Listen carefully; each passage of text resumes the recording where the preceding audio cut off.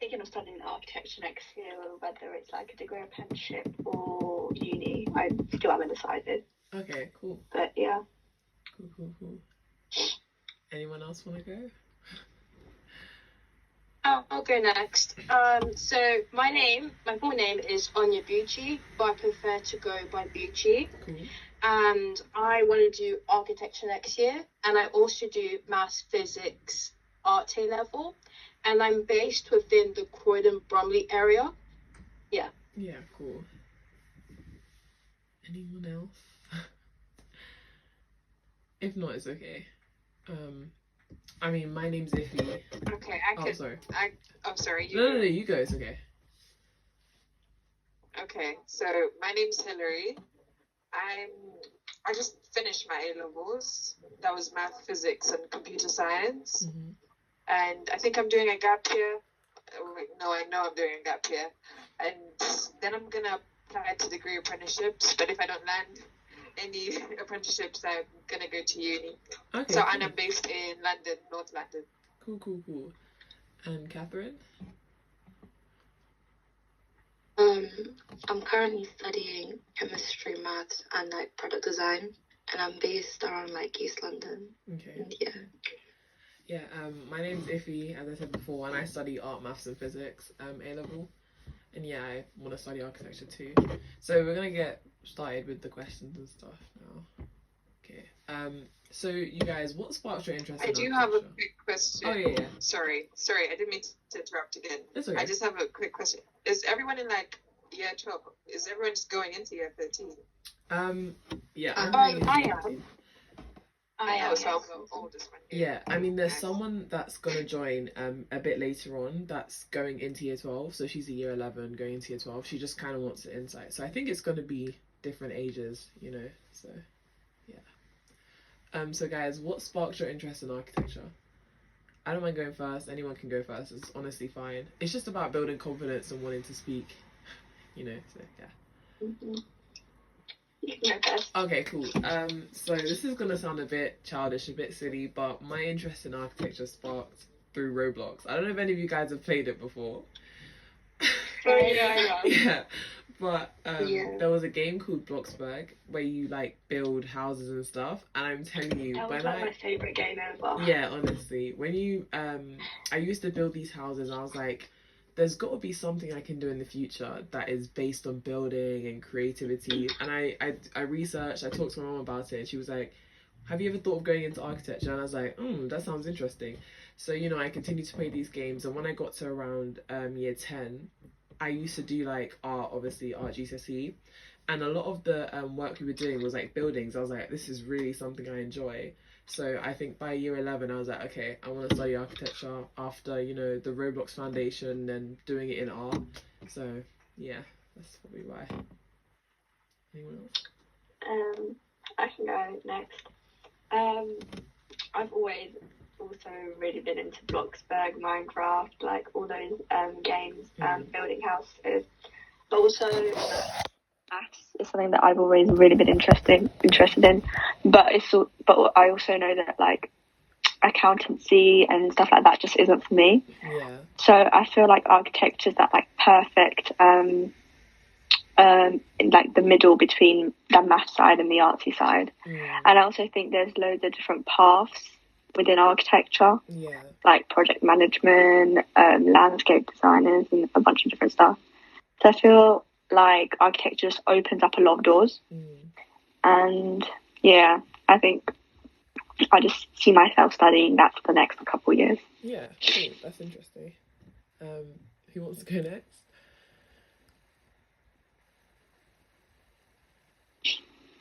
I'll go next. Okay. So originally I wasn't really thinking about architecture, but I had used Roblox to make my own sort of theme park. So there was this game called Theme Park Tycoon 2, and I would like always like update it to make my own theme park. Yeah.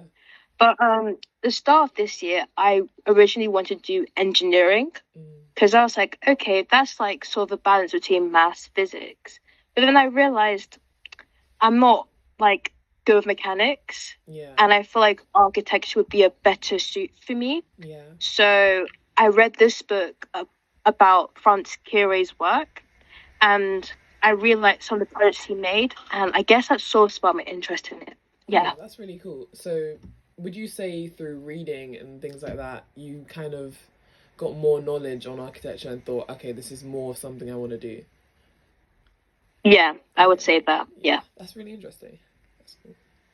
Hilary, Catherine, anyone? I have a question. Did you just say Francis Carey, the last person that spoke?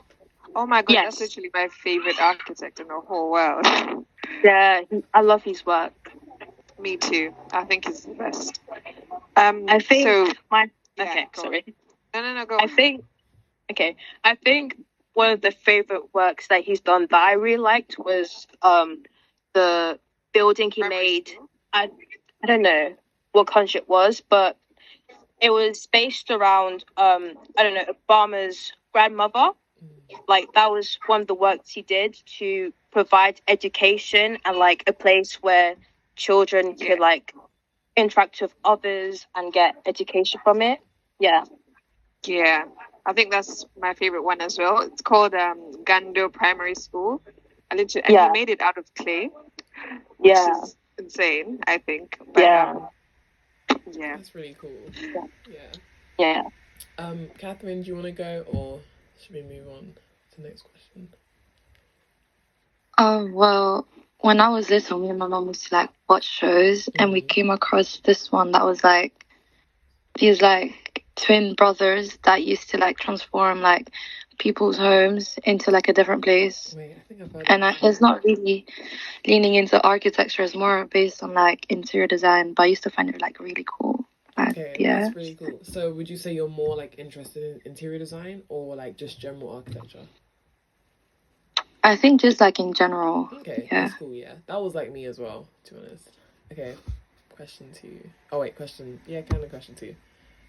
So you guys kind of already talked about Francis Carey, I think it was, but can we like just kind of talk about our favorite architects and why they're our favorite architect? Yesterday's session, everyone loved Zaha Hadid, so I'm interested to see kind of what architects you guys like the most and why. Anyone?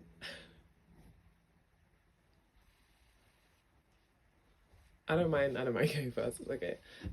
So my favorite architect is definitely Norman Foster. Why? Everyone always thinks his work is really basic and kind of glassy and boring in structure, but I always find like the shapes and the colors and how the way they've shaped the building kind of reflects light in different ways.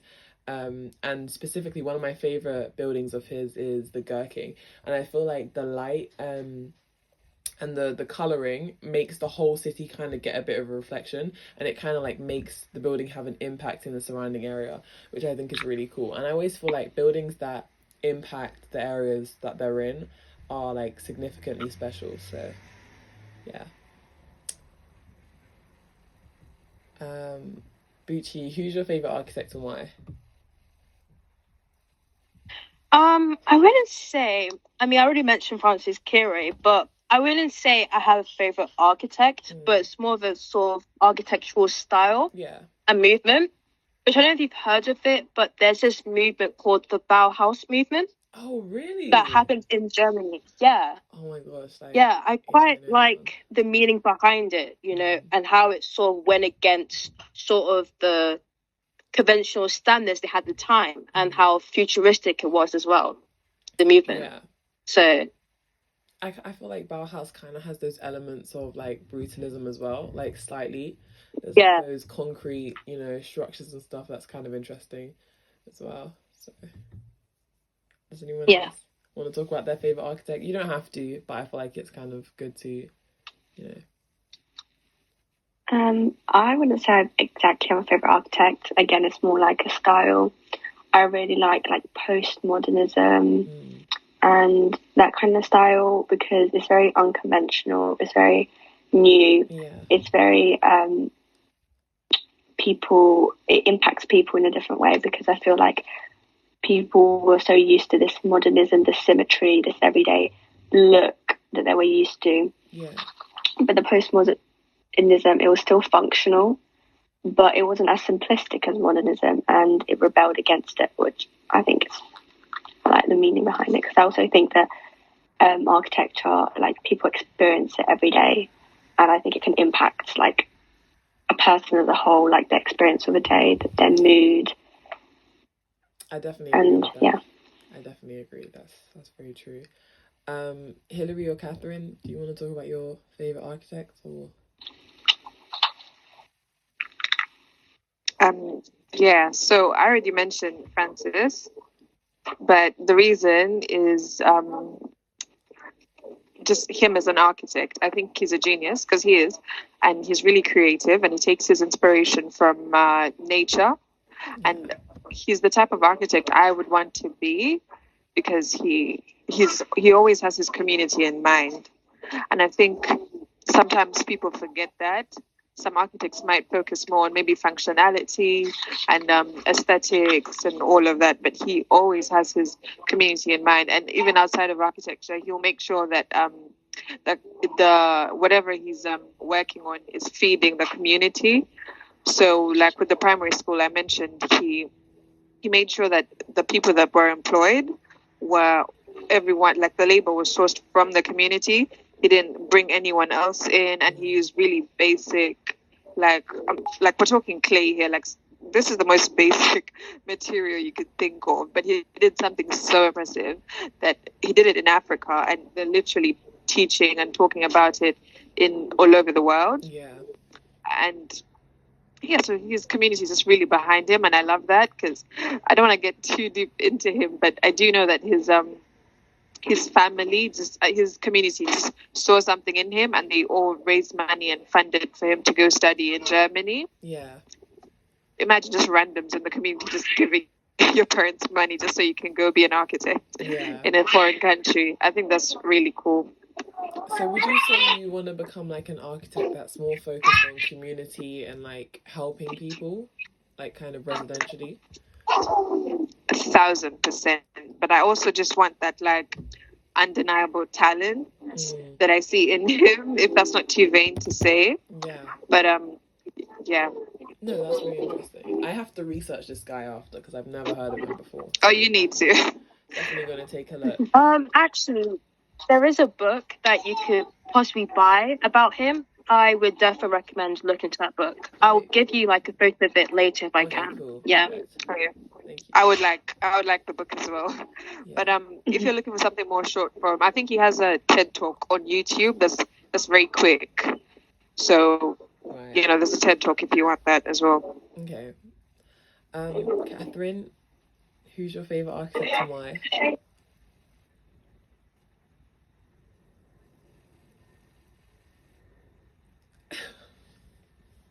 Wait, Catherine, can you hear us? Or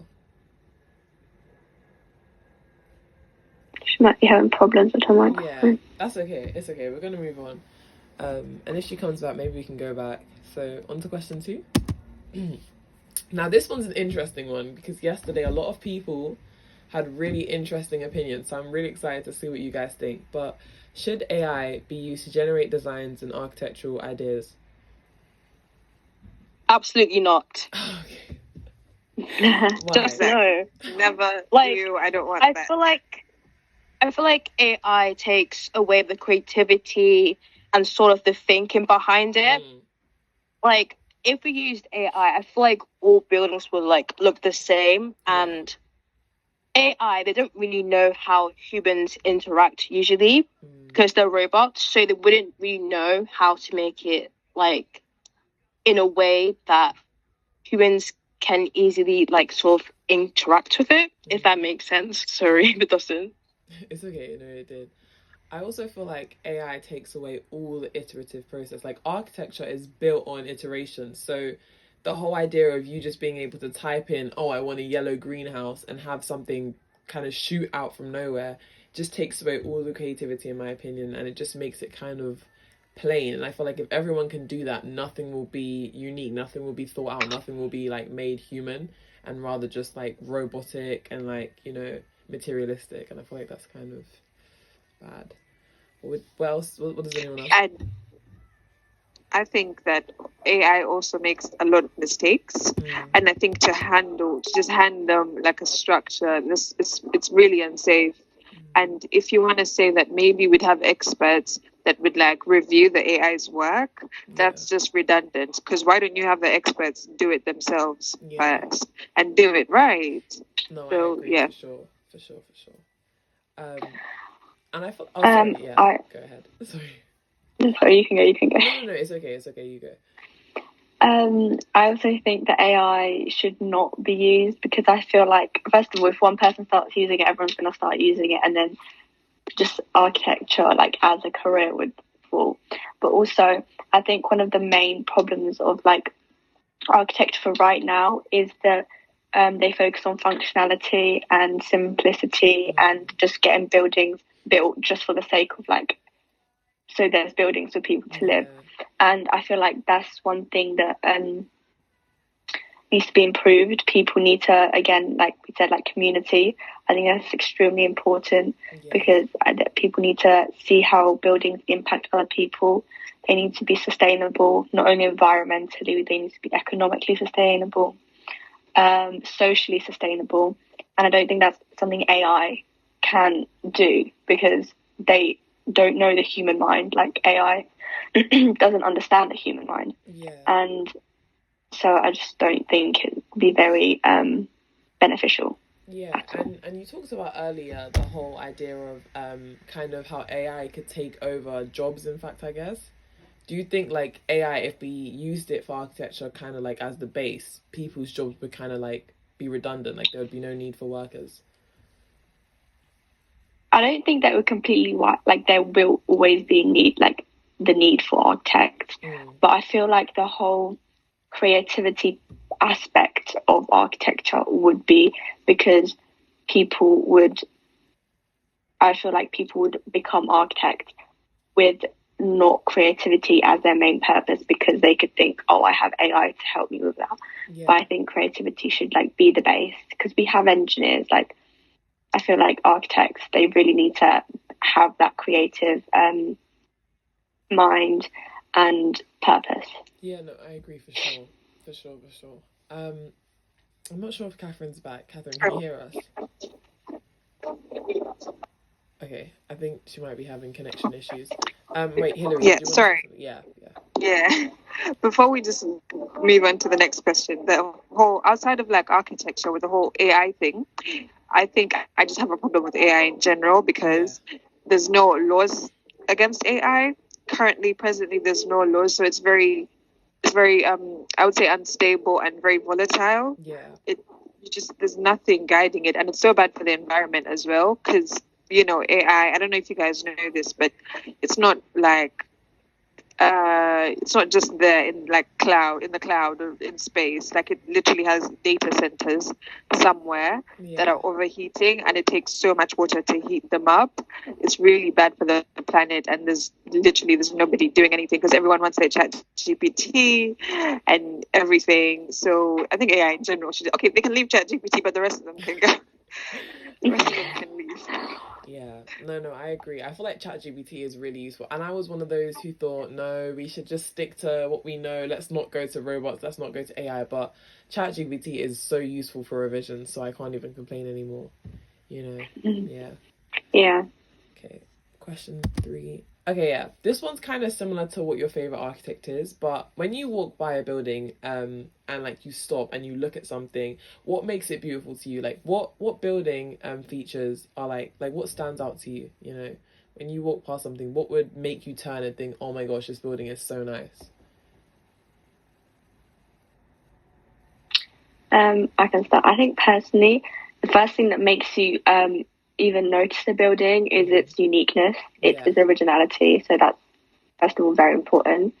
I also think maybe like the history behind a building, the craftsmanship behind buildings, the details. They're all small stuff that once you notice the building and you really look into it, you can like think about the process of the design and how the architects thought this building, how the engineering had to take place.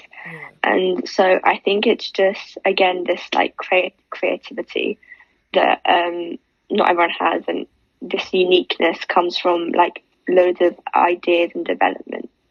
And yeah. So if you were to walk down the street, what would be on a building for you to turn and be like, oh my gosh, I really, really like that? Personally, I really like, this is more to do with like historic buildings, but details very like carefully carved into buildings.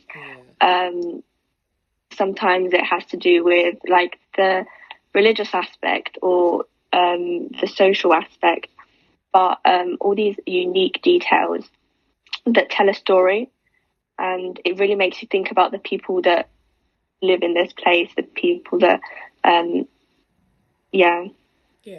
like connected with these places for some whatever reason. Yeah, for sure. Hilary, Bucci, Catherine, anyone have any points to add?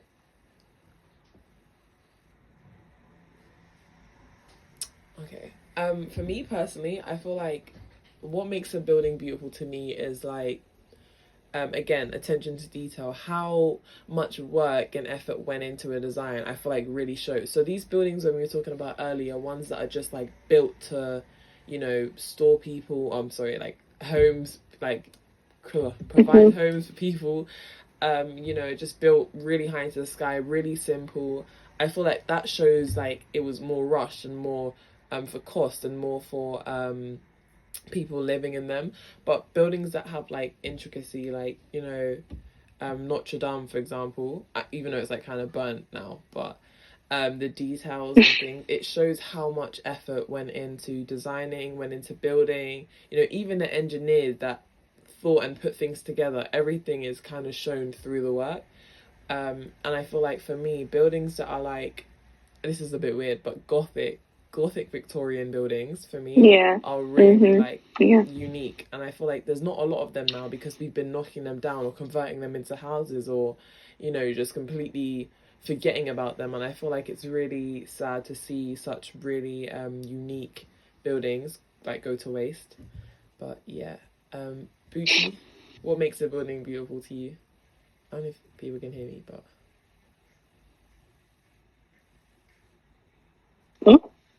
what makes a building beautiful to you, Bucci?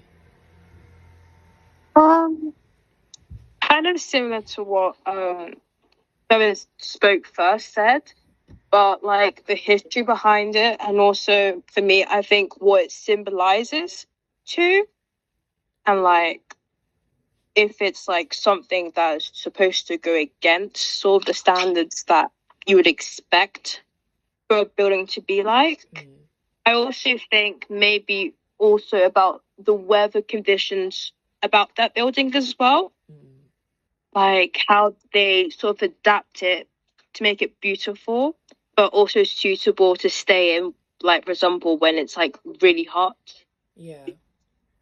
No, I think that's interesting too. So kind of like not only just the looks, but also functionality and in terms of like sunlight and wind paths and all that type of thing.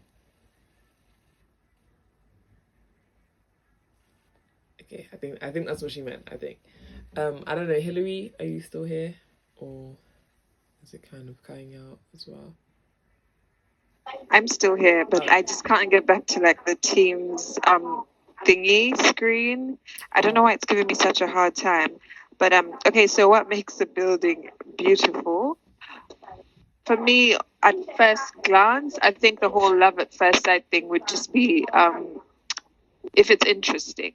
Like I can't, I'm trying to think of like, okay, just imagine your normal average building. I'm not looking twice at a normal average building, but if it's just got something interesting to it, I don't really have a particular taste. Like I wouldn't say I'm too into details or windows or archways or anything.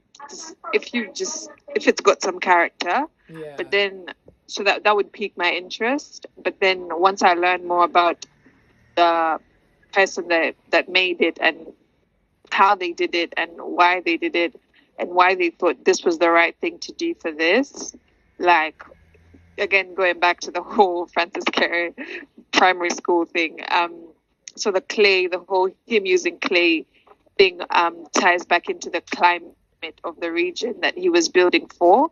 Yeah. So I think that's really cool to think, let me use clay because this particular climate, I can't use concrete and all of these other fancier materials. Let me use I think the thinking, just the genius behind it, that's really what makes it beautiful. Yeah, I definitely agree. I feel like buildings kind of reflect people personally as well, and the skills that they have and kind of stories about them, so I feel like that's also something to think about. On to question 4. I think Bucci disconnected, but yeah, okay. What is modern architecture to you? And the next bit is meant to say, do you like modern architecture? I would say no. It's something that, I feel like modern architecture, I feel like there's two sides of it. There's the quick houses that people build big companies, because we do have a living crisis, which is obviously something that needs to be addressed. Yeah. But that I think there's kind of a crisis that, and I think it's architects' job to, I feel like just because a building has to be cheap and functional does not mean it has to be, I would say, boring and similar to every single other building, because again, as you said, buildings really, people can express themselves through buildings. If everyone lives in the same exact house, like we have all these new builds, it's literally 200 houses that look exactly the same. Yeah. It's this, and I don't think that's something that allows a community to form, people to express themselves. Yeah. It's very generic. And that's something about modern architecture that I do not like. And I feel like in this modern world, we have so much technology that could help us develop architecture in a more interesting way. Exactly. And I think we should utilize it correctly, because again, back to this AI thing, if we look at all these new builds, it literally looks like AI has built them. Like AI could come up with this design. And I think we need to consider more community. We need to consider people and just how people live their lives, because I don't think this symmetry and it just doesn't suit people and their lives. I don't think so. Yeah, no, I agree. I don't know, Hilary, if you want to go and talk about modern architecture, or whether I should say my 2 cents.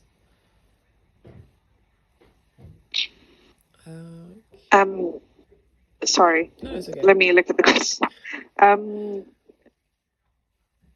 Sorry. Okay, modern architecture. Yeah, I think I agree with the previous person that just spoke. I don't know who it was because I can't really see. I can't really see. No, that's fine. But yeah, it looks so generic, and it looks like AI did it. There's no character. There's nothing. And if you look at buildings with green roofs and green spaces on them, that really just it really tells you that someone put some thought into this, like a team of people sat down and tried to do it just. Yeah, so it just looks really generic, and I wouldn't want to live in a world of modern architecture. Me specifically, I just think I need character. I need to see someone's personality in a building. But I think it's also interesting because if we think about historically, the Victorians didn't like Victorian architecture the way we like it. I don't know, the Edwardians didn't like Edwardian architecture. But do you think maybe in the future generations will actually appreciate modern architecture rather than their own, current buildings? I feel like architecture, it is appreciated later on. The same with art. A lot of artists that used to create back in the day are now appreciated now rather than back then when they were hated and not really supported. So I feel like it's kind of interesting to think about the history behind it and then what could happen in the future. You spent smaller areas where loads of cheaper houses need to be built for people to live. I think there will be quite a vast contrast. But I feel like in the bigger cities there will be development in I think that there will be uniqueness, but in a more modern way. Yeah. Because I feel like right now when we think of unique buildings, we think of old, like France, Notre Dame. We think of intricate, but also unique buildings can be very modern. They can have very unique shapes. For sure. Be very big, have loads of windows. So I feel like we will see a large development. But I do think, unfortunately, there will be a massive divide between larger cities with more money and lower areas with less incomes. Yeah, for sure. I definitely feel like those low-income countries, I always wonder whether they're going to just shoot up and develop with us, or are they going to be where we are now when it's they're going to stay down there, yeah. Yeah. I think it's interesting to think about, too, like different areas and different countries are going to experience things differently. So, yeah. Hilary, where do you think architecture will be in 100 years? So, what you guys were saying about our less developed countries just getting to the point we are now, I think I agree with that, only because I have seen some of these places, and they're just so far behind in like so many things, and regardless, okay, it's not really their fault necessarily, but it is as well. It's a whole thing. I'm not going to get into it, but I agree with that bit. And where I think architecture, like let's say for the more developed countries, the UK, USA, Singapore, all these, I think that I hope at least we'll definitely be in like in a more greener direction. Yeah. And yeah, just a more greener direction, because I'm really big with sustainability, and you know, when it comes down to it, buildings play a big part in that. So hopefully in 100 years we have way more stricter laws on like building regulations on how to like really just make a building basically. So I hope that's where we're going. Yeah, we need it. Like the planet is dying. Not to get serious, but the planet is dying. Yeah. No, I think it's interesting, and I love how you're really into environment. Like, not a lot of people think about the environment; they just think about, I don't know, aesthetics and functionality. But it's interesting that you think about how the environment can be impacted and how we can help the environment rather than destroy it. So I think that's really interesting to think about as well. So, guys, we're coming to... This is the last question. This is a little jokey question. Oh, wait. Can you guys see the whole thing? Because mine's, like, covering it. Okay.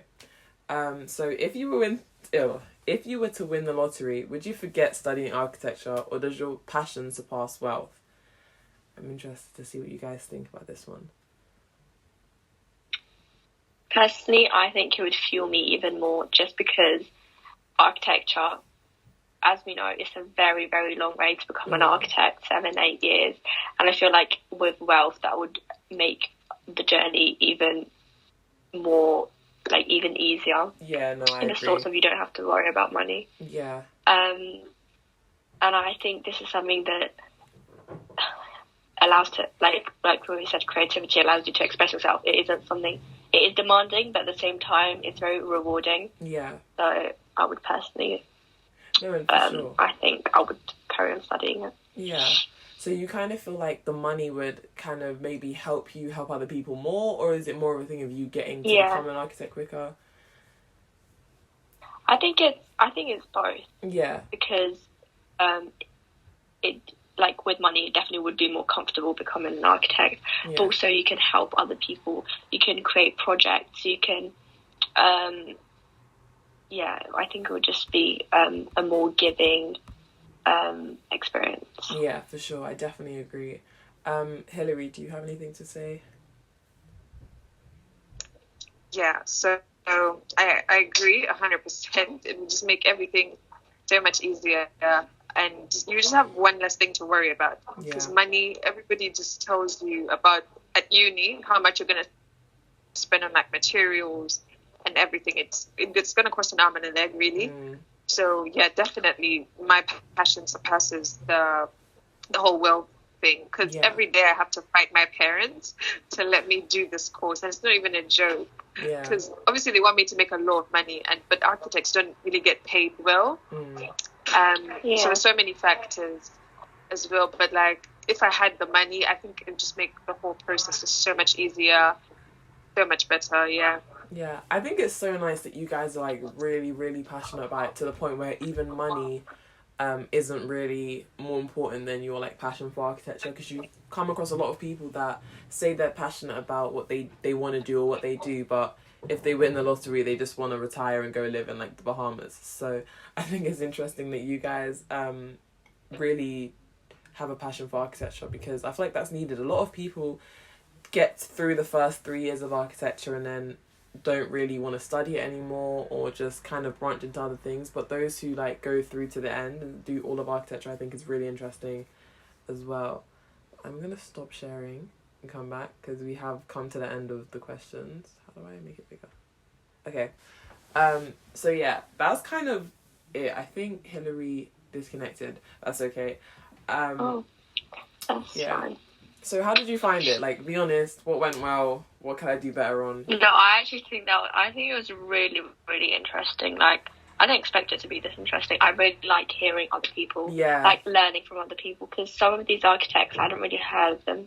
So I definitely will be researching them. Yeah. And I think it was really interesting. I think this is really great. Oh, really, thank you really so much. This is my second one ever. So, I wanted to kind of make sure everything went okay. But next time, I'd say like maybe next month, I am going to have like actual architects come and talk to people. So, that's so cool. Yeah.